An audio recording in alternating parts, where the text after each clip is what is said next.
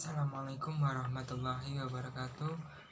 Nama saya Muhammad Rizky Kamal, NIM 102190143,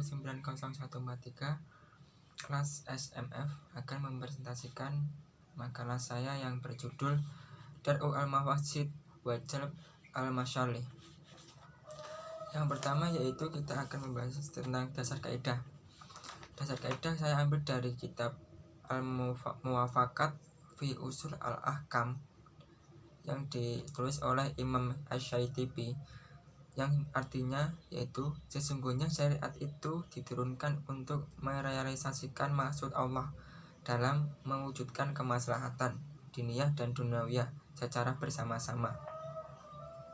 Dan menurut Izzuddin bin Abad al-Assalam di dalam kitabnya Al-Qawaid al-Ahkam fi Masalih al-Anam, mengatakan bahwa seluruh syariat itu adalah maslahat, baik dengan cara menolak mafsadah atau menerai kemaslahatan.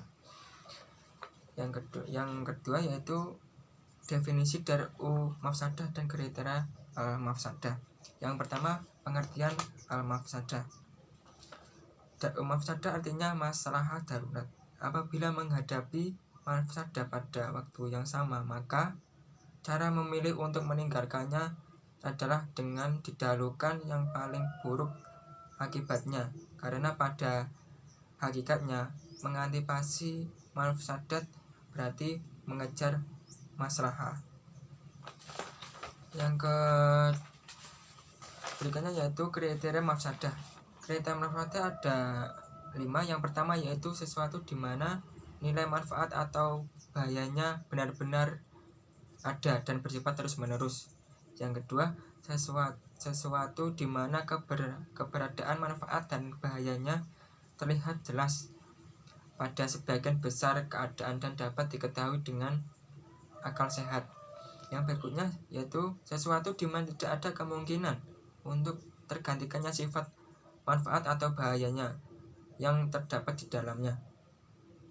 Yang selanjutnya yaitu sesuatu di mana nilai manfaat dan bahayanya tampak sama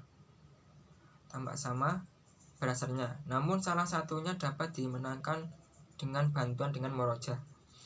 Yang selanjutnya yaitu sesuatu di mana nilai manfaatnya ada dan tetap, sedangkan nilai bahayanya itu berubah-ubah. Ya, selanjut kita membahas tentang yaitu definisi jalb al-masalih dan kriteria masalah. Definisi jalb al-masalih.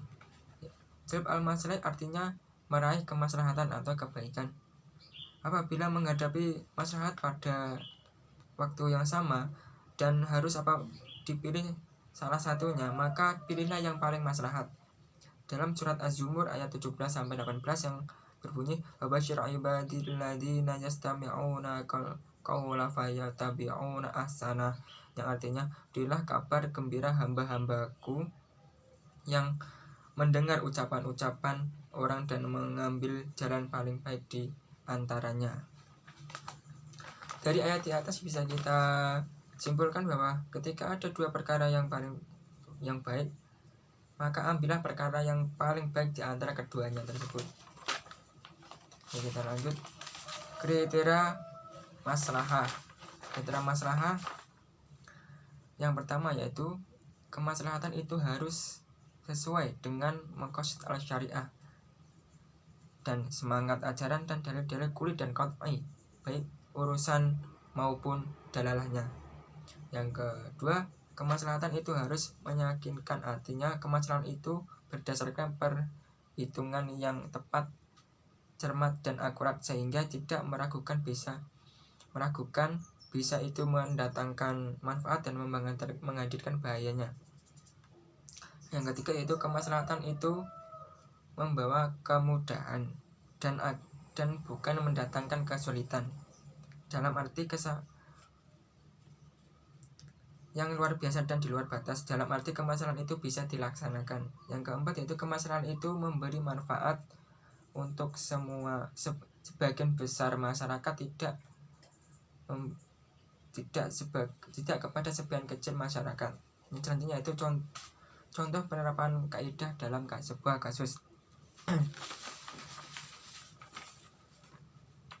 Contoh penerapan kaidah dalam kasus yang pertama, menurut kaidah dar'u al-maqasid wa jalb al-masalih. Yang pertama, seorang dokter tidak boleh mengambil darah seorang pasien A untuk pasien B, padahal darah itu sangat dibutuhkan oleh pasien A, maka hal itu tidak dibolehkan. Yang kedua yaitu seseorang dilarang untuk melakukan tindakan atas kepemilikannya apabila tindakan itu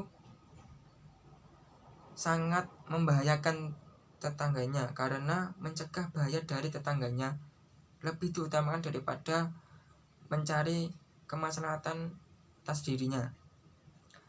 Yang ketiga, mubalaghah dalam berkumur-kumur itu disunahkan, dan intinsak itu hukumnya disunahkan, namun dimakruhkan kepada orang yang berpuasa karena untuk menjaga puasanya dari jalan yang menjadikan batal.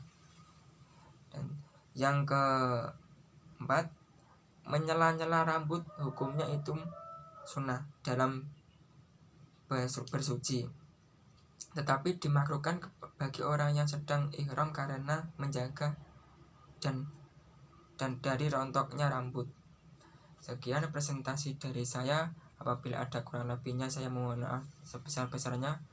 Wassalamualaikum warahmatullahi wabarakatuh.